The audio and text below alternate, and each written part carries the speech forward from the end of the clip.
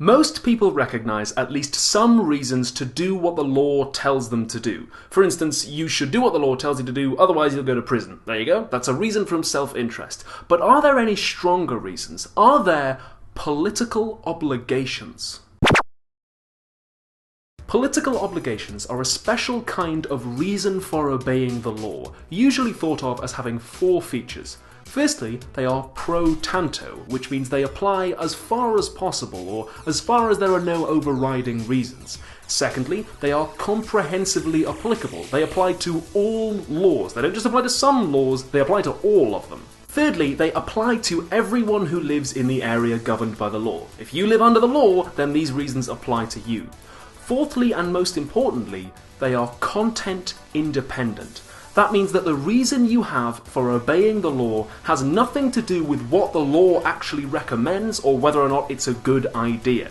Your reason for obeying it is that it is the law. One way to think about that important last point is to realize that political obligations require you to obey the law, not just comply with it. If you comply with the law, then you go along with what it says, and you might have your own reasons for doing that, like the reason from self-interest. But if you obey the law, then you do what it says because the law said it. Authority, rather than argument, is your reason for obedience. It's important to remember that even if you have political obligations, and at the moment it's by no means clear that you do, that doesn't mean you have to obey the law always. Remember the pro tanto requirement. Political obligations are to be obeyed as far as is possible, or as far as there are no overriding reasons. So you can still disobey the law sometimes. It's also crucial to note that even if you don't have any political obligations, you might still be obliged to do what the law tells you to do. For instance, most people would agree that you are morally obliged not to murder people. There is also a law against murdering people. But just because you don't have any political obligations to obey that law because it's the law, doesn't mean your moral obligations don't still stand. Just because you don't have political obligations doesn't mean you can run around doing all the things that are illegal. Okay, well then if that's the case, why does anyone care? We all know that there are reasons for complying with the law, like the reason from self-interest, but then why does it matter if there are also these special reasons for obeying it? Well, the question of whether or not you are morally bound to obey the law because it is the law is the question of when the state itself has authority. When all other reasons have been left aside, does your government have its own legitimate command on you? And as Jonathan Wolff pointed out, this theoretical question has a vital practical edge. Under what circumstances does the state lose its legitimacy? William Edmundson brings up another point. Suppose that there are no political obligations. That means there are no legitimate governments. No government has legitimate authority, which might hugely affect the way you interact with your government, but might even more hugely affect the way governments interact with each other. So the question of whether or not we have political obligations is hugely important. Showing that we have political obligations is a matter of showing what grounds them. You can't just say, yes, we have them, and leave it at that. You've got to justify them. It used to be a popular idea with philosophers like Locke and Hobbes that political obligations arise from the consent of the people to whom they apply. So you have political obligations because you, in some sense, consented to having them. This is kind of an old idea, and recent work has started shying away from it, and that's because you can pretty obviously reply, well, I never consented to obey the law, I never signed any contract at birth saying I would be a good citizen, and frankly, if I could get away with breaking the law, then I would probably do it. This is called the no agreement problem. To which the classic response is that you gave some kind of tacit consent, or implied consent, or by living peacefully in your country you consent to obey its laws. And the reason that reply isn't so hot anymore comes from David Hume. In his essay Of the Original Contract, Hume says this: "Can we seriously say that a poor peasant or artisan has a free choice to leave his country when he knows no foreign language or manners and lives from day to day by the small wages which he acquires?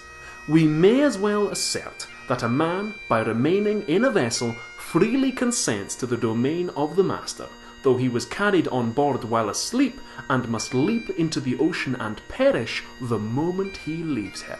Nowadays, there are lots of different theories attempting to justify a political obligation. Some philosophers say that you acquire obligations by being part of a citizenry, even if it wasn't voluntary. Some say that if you benefit from the law, then you have a duty to obey it out of fairness. Others say that you have moral duties to other people, but the only way you can discharge them is by obeying the law. All of these different theories would probably be their own episodes, but there is one other position that I know you're going to want to hear about.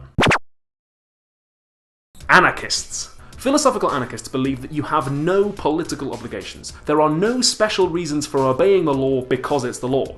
Remember though, that's still consistent with you having to obey the law for other reasons. Note also that being a philosophical anarchist, somebody who doesn't believe in political obligations, is not the same as being an anarchist in the more traditional sense, somebody who thinks that there shouldn't be any government.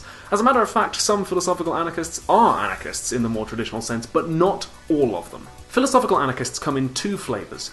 A priori anarchists say that there could be no such thing as political obligation, ever. Couldn't happen. A posteriori anarchists say, oh well, it could happen, but only in some circumstances which are extremely unlikely. Like if every law was set by a unanimous vote from everybody that it applied to, which obviously isn't going to happen. Again, anarchism could be its own episode. I just wanted to make sure that you guys saw the other side of the coin here.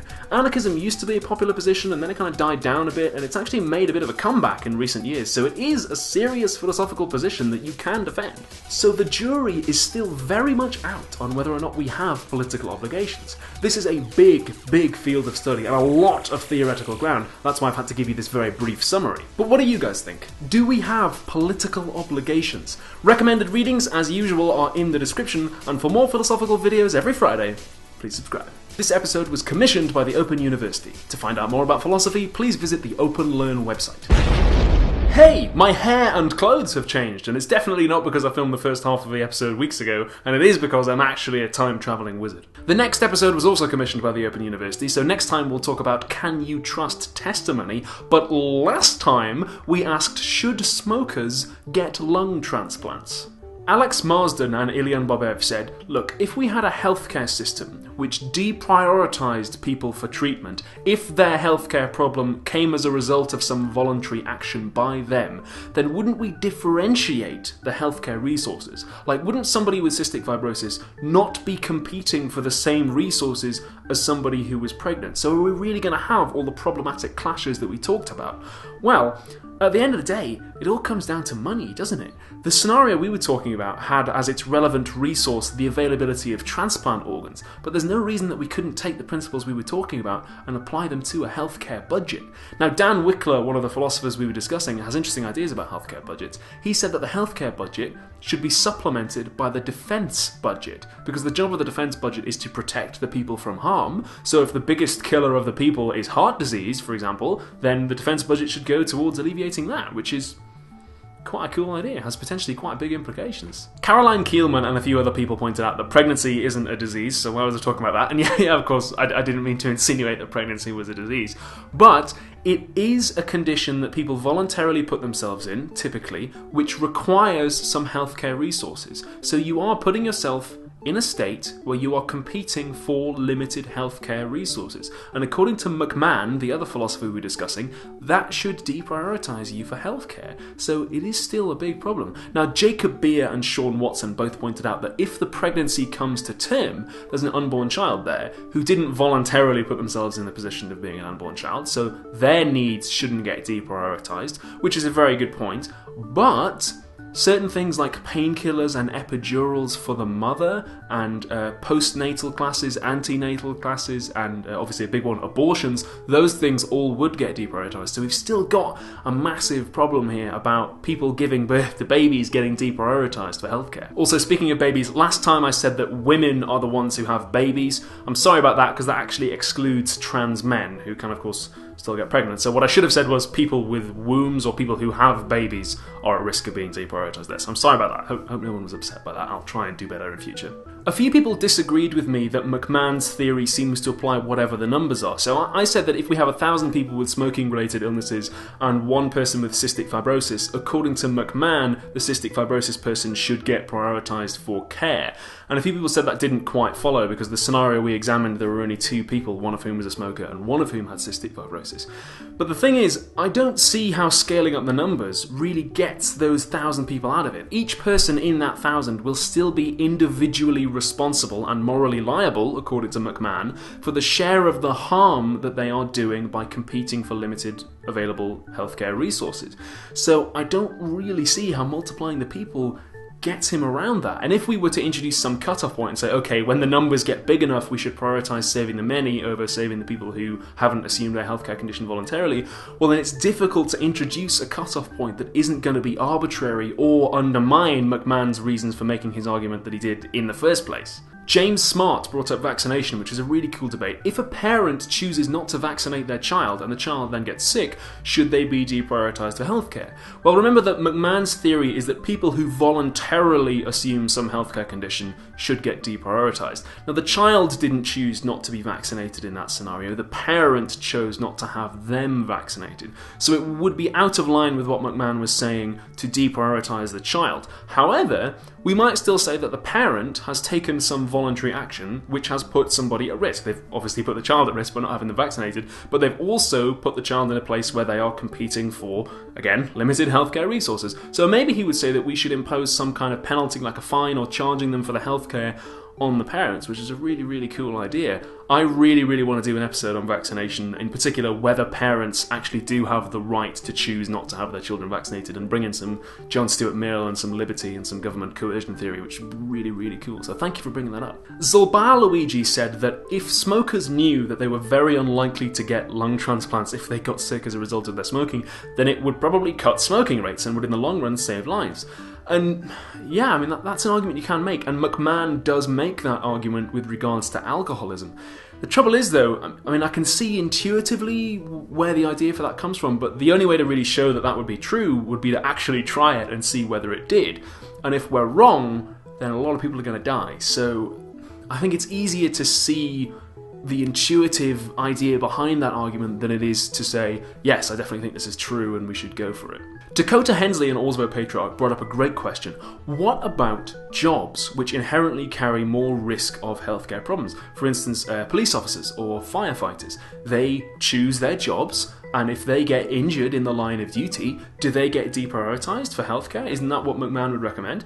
Now that's a really, really interesting issue. I suppose if McMahon wanted to get around that, if he saw it as a problem, he could say, well, there's a cut-off point for voluntarily foreseen risk. So the firefighter chooses to be a firefighter, and they foresee that as a result of that, they might get lung damage through smoke inhalation and require healthcare. But it's not a big enough or likely enough risk to deprioritise them, unlike, say, smoking, where you know that this is probably going to make you sick. Now, of course, then the problem becomes, well, how do we measure risk, first of all, and then how do we decide what the cut-off point for a big enough risk is going to be? So I suppose another solution to that might be if we give police officers and firefighters insurance and say, well, you're doing the community some good, so we'll give you insurance. So if you get a healthcare problem, it's your insurance that's going to pay for that. So it's not coming out of the healthcare budget, and then you're not actually competing for the same resources with other people, which would be a way of avoiding the problem. But yeah, there might be problems with that as well. So very good question for bringing that up. That's all the time we've got this week. Thank you very much for watching, and I will see you in the next episode. Bye!